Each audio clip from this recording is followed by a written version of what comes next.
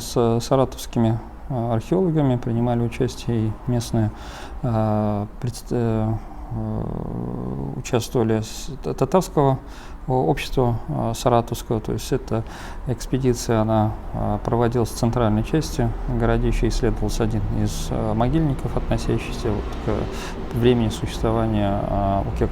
Здесь мы исследовали могильник, это погребальный комплекс, мусульманские захоронения, относящиеся к этому времени, периода существования в конце 13-14 века, в основном захоронения, связанные с историей города.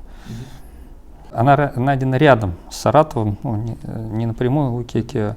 Она хранится сейчас в Эрмитаже.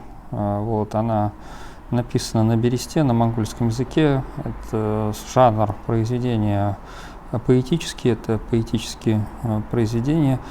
Она была найдена перед войной и экспонировалась у нас здесь, в Казани, во время экспозиции, которую делал Эрмитаж, посвященной Золотой Орде, так как многие вопросы, связанные с эпохой домонгольского развития Поволжья, тесно переникаются с таким крупным государством, которое существовало на этой территории. Это государство карханидов, и культурное влияние, политическое влияние фиксируется и в нумизматическом материале, и в археологических материалах Среднего Поволжья.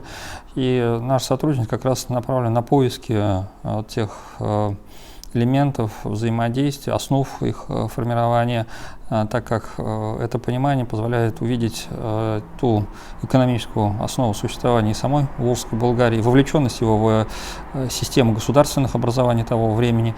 Конечно, мы не можем там говорить о каких-то конкретных политических аспектах, но в любом случае это прослеживается в экономике, в обменах, в торговле, увязах с тем или иным регионом этого государства.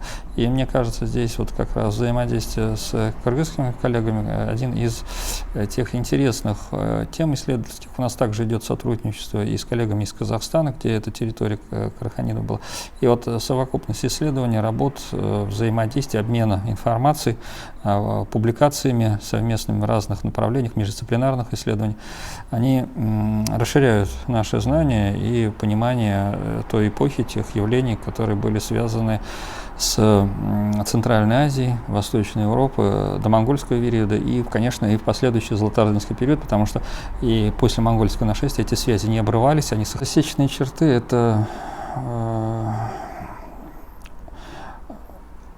очень крупный объект историко-культурного наследия России и связанных с этим стран, но ее следы присутствуют если на территории Украины и в Казахстане, если рассматривать как систему формирования рубежей защиты, обороны границ страны. И, в принципе, засечные линии с другой стороны выступали элементом, формирующим саму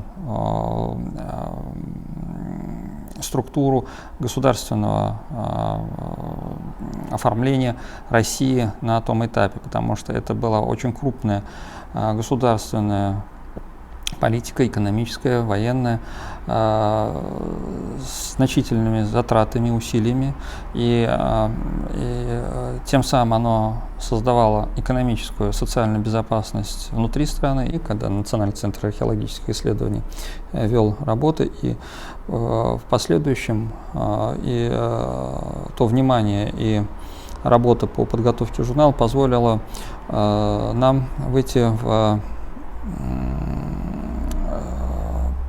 постановке вопроса о включении в международные рейтинги, как раз то, что вы обозначили, это именно вхождение в формат Scopus и других рейтингов международных. Тем самым журнал получил высокую оценку специалистов из других стран, позволил ему войти в число признанных журналов в области археологии. И сегодня он является одним из ведущих журналов как европейской археологии, так и российской. Сложность, как и коллеги, которые этот памятник отметили, связана с тем, что памятники этой эпохи, они подтоплены, находятся под слоем ила. Аналогичную картину мы тоже наблюдали. То есть ранние памятники, которые были связаны с периодом века в результате трансгрессии Каспия, подъем уровня воды на дельте Волги, оказались под водой. И в результате над культурным слоем периода их существования отложилось достаточно мощные отложения, связанные с процессами нанесения различных иловых и иных отложений на территорию их расположения.